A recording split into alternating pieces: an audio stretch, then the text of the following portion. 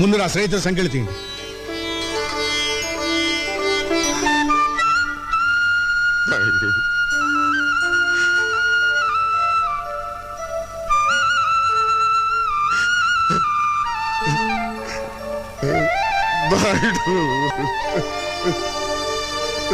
స్నేహితుడు ఉండాల్సిన స్థానం అది కాదురా, ఇది.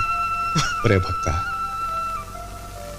మగవాడు ఇంటికి వస్తే అమ్మ కడుపు వెతుకుతుంది, భార్య జేబు వెతుకుతుంది, స్నేహితుడు కళ్ళు వెతుకుతాడు.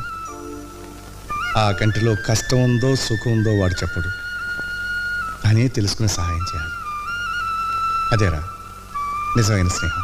ఇంత అవమానం జరిగాక ఈ ఊళ్ళో బతకలేదు. ఊరు బయట ఉన్న నీ పొలంలో పెదపాలేరుగా ఉంటాను. చచ్చా, నీకా కర్మ ఏమిట్రా? దీక్షితులు గారు,